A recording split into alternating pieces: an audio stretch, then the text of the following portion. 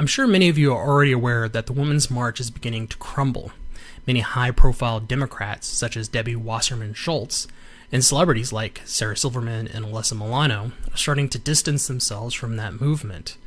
As a quick recap, back in November of 2018, Tablet Magazine released an article talking how one of the original founders was forced out simply because she was Jewish, specifically accusing Tamika Mallory, one of the fellow founders, in this quote.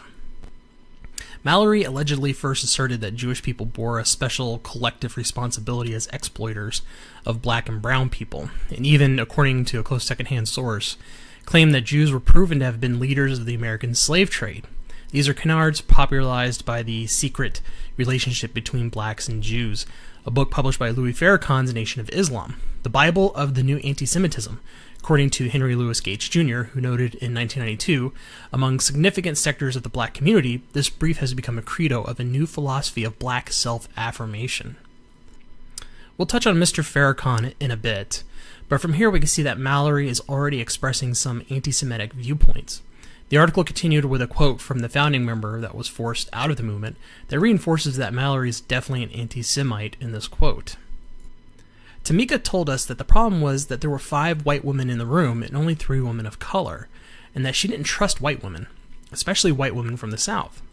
At that point, I kind of tuned out because I was so used to hearing this type of talk from Tamika.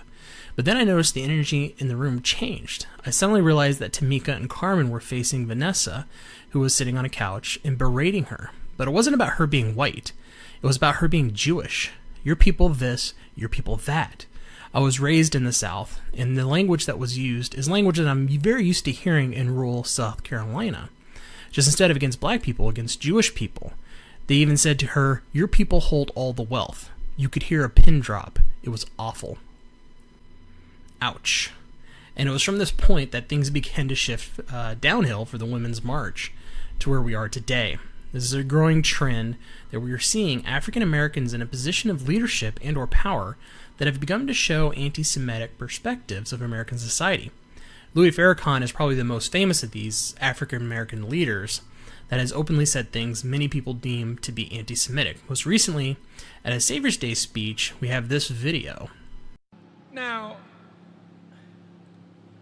white folk don't like Farrakhan. Some of them respect me. But those who have been our deceivers, they can't stand me. I'm not mad with you. In fact, to the members of the Jewish community that don't like me, thank you very much for putting my name all over the planet because of your fear of what we represent. I can go anywhere in the world and they've heard of Farrakhan. Thank you very much. I'm not mad at you because you're so stupid. Don't you know, my teacher, Elijah Muhammad, taught me one day. He said there once was a donkey that fell in the ditch. And everybody came along, they picked up a stone and threw it at the donkey. They threw so many stones till the ditch got filled up and the donkey walked out. So my teacher said, brother, remember, every knock is a boost. So when they talk about Farrakhan, call me a hater, you know what they do? Call me an anti-Semite. Stop it. I'm anti-termite.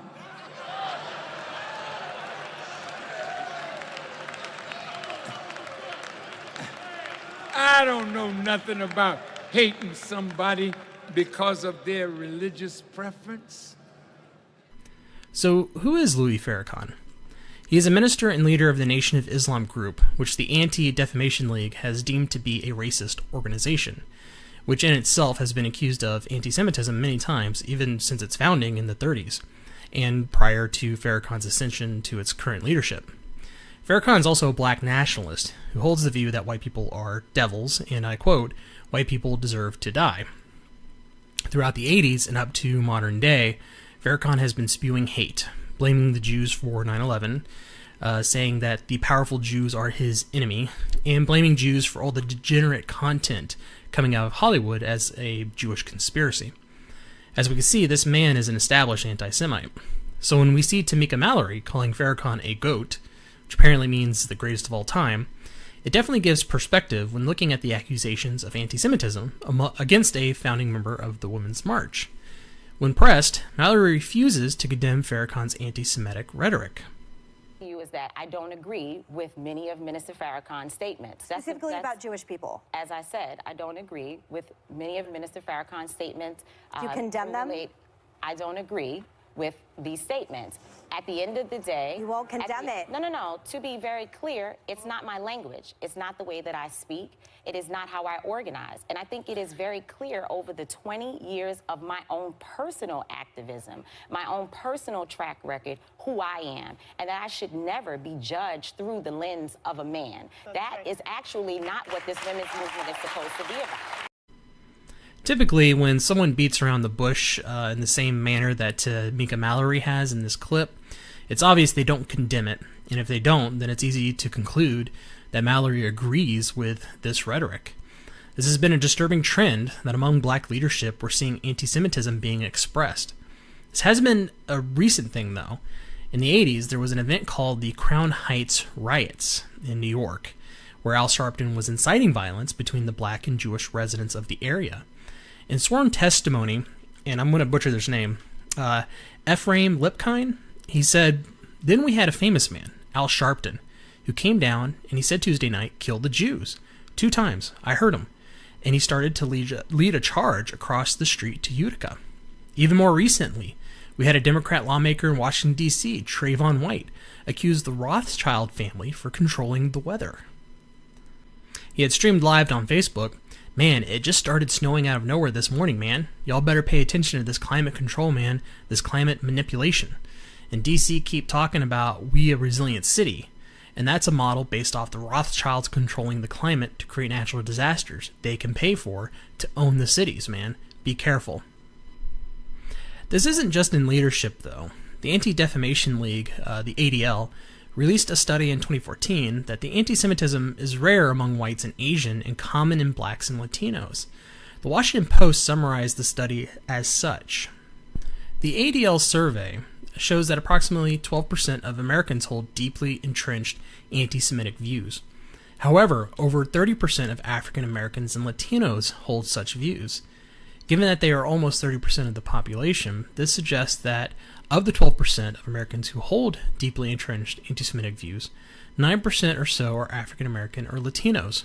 This means, in turn, of the 70% or so of the population that is not African American or Latino, only 3% hold deeply entrenched anti-Semitic views.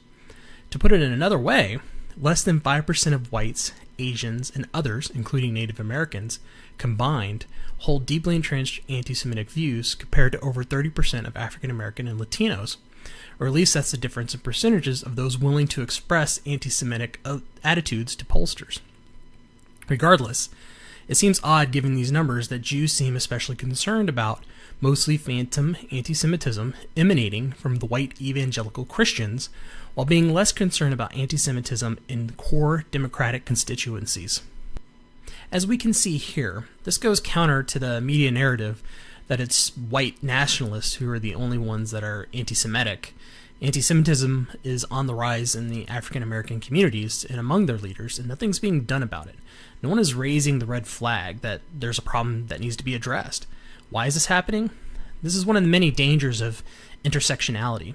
The progressive left defines racism as prejudice plus power. So if you have just prejudice, you can't be a racist unless you have power. And they claim that black people do not have power in American society today. This idea has been a growing trend that I think goes back beyond just the modern era of progressive intersectionality.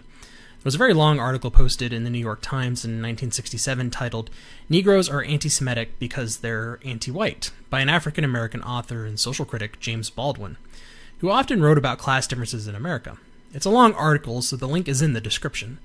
But he begins the article that as a child, the landlords, the merchants, and the teachers were all Jewish. He saw them in a position of power over the poor black community of Harlem. He calls them all Jews, but also says they are still white people, and he summarized what might be the ultimate reason for the rising anti-Semitism among African Americans. To quote the article, "Not all of these white people were cruel. On the contrary, I remember some who were certainly as thoughtful as the bleak circumstances allowed, but all of them were exploiting us, and that was why we hated them." And to give context of when he says white people in that quote, he begins the article justifying labeling Jews also as white people. So he spends time clumping the Jews together with white people, and then he says the above quote. This idea of exploitation is still being preached by the virtue-signaling coastal elites, and it's being taught and ingrained into each new generation.